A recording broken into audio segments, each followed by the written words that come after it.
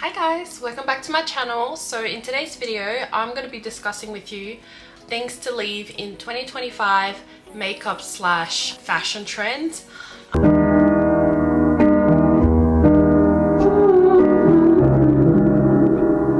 It's going to be a very quick makeup look, just very light. So I'm going to start off with my foundation. This is the Maybelline Jelly Poreless. It's got 2% niacinamide and it claims to be blurring and poreless. I've used this quite a few times. I only really use about this much. Window close. Next, I'm gonna go in. That's what it looks like. I'm in the shade 20. The first thing on my list is the pink slash purple under eyes. Look, I personally, it's just not giving. I never bought any of the powders because when I looked at it in store, it wasn't very appeasing to me. I didn't see a need to get that. Personally, just got my foundation on my pants.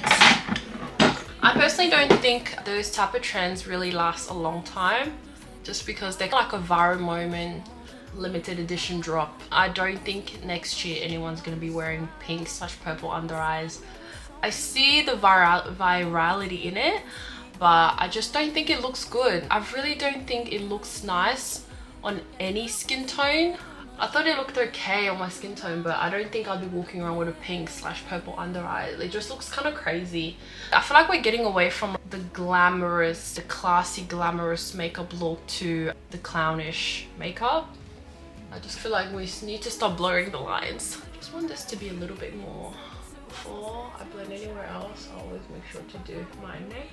Don't put too much on your nose. The next thing on my list is clean girl makeup. I think clean girl makeup was well needed, and honestly, I think it has its own genre with makeup. I just don't see it as the standard of beauty influencer makeup, or I don't see it sticking around. I think clean girl makeup is, I view it more as a genre within makeup, because you know how you've got full glam makeup, you've got the clean girl makeup, you've got the full glam but looks very natural type of makeup. I think there's so many options for makeup. We don't just need one look, and I think that's the most important part. Make sure you blend your foundation around here, the skin tint, with your hands. For, I would say, a more natural finish. I just can't be bothered. I don't want to get my hands dirty. Next, I'm going to go in with the L'Oreal Infallible Concealer in the shade Honey 338. That's what it looks like. This concealer is really full coverage, so if you're into clean girl makeup, that's not going to really work for you. The next thing I want to talk about, the next thing to leave in 2025 is underpainting. I don't know who started that, but I don't know who thought that putting all your full coverage products before your foundation was a good idea. I've seen some underpainting done well. I would still say it's not really my favorite type of makeup techniques. I just don't think it works for the everyday person, especially if you're trying to achieve very full glam makeup. If you're trying to do maybe a more natural look, I think that's fine, but if you're trying to achieve a full glam, I don't think that really works. That's just me. Okay, now that I'm done blending this in, as I set my face using the Maybelline Fit Me Loose Finishing Powder in the shade Light Medium 20, I want to talk about the next thing we need to leave in 2025 is that the opinion that drugstore makeup is not as good as high-end makeup.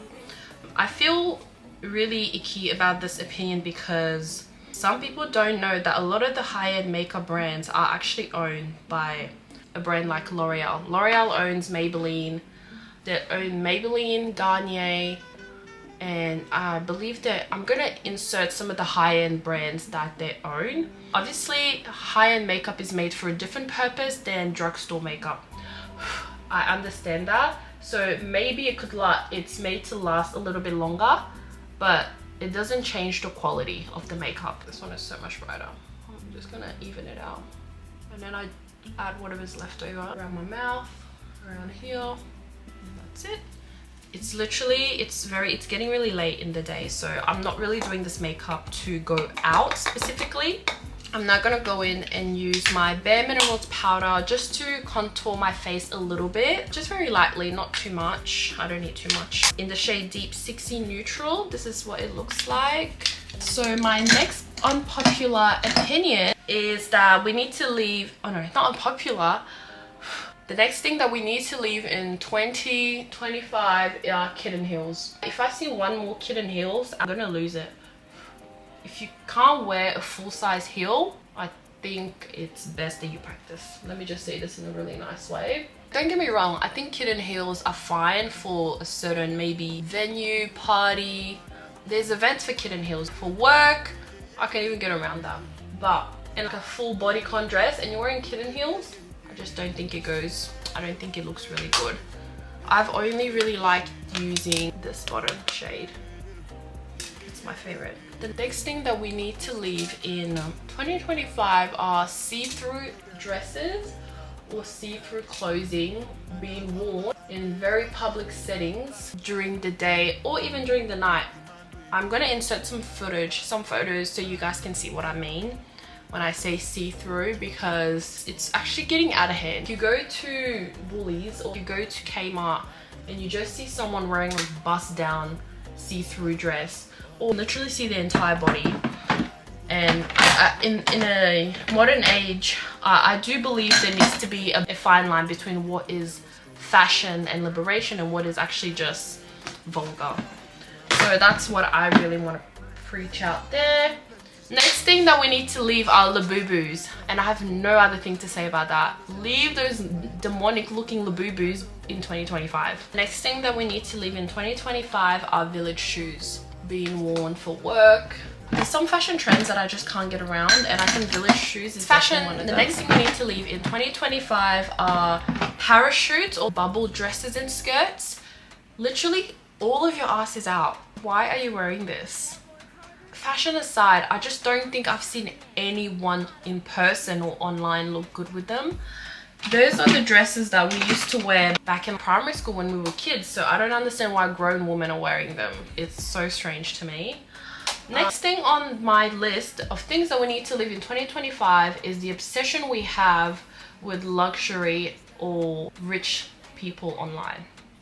I honestly think we have got a really scary obsession where when you see someone online posting their regular life, driving a regular car, living in a regular house with their regular partners, it's almost like it's dirty. It's like, no, we don't want to see that. We only want to see Becca Bloom and stuff. And I just don't think that's okay. And I think we need to learn to normalize. I'm not saying to normalize people not striving to do better in their life, but if these people are very happy and healthy in their lives and they're showing you a normal day in the life of a middle class person, I don't think they should be shamed for being middle class. I just think that mentality really has to stop. And honestly, anytime I hear someone gushing about rich people, it kind of gets... So I just put some mascara and lip balm on. I really hope you enjoyed this video of things we need to leave in 2025 because I want to improve things. If you enjoyed this video, please make sure you give it a like. And if you have any other things that we need to leave in 2025, write it down below. If you want a part 2, let me know. See ya!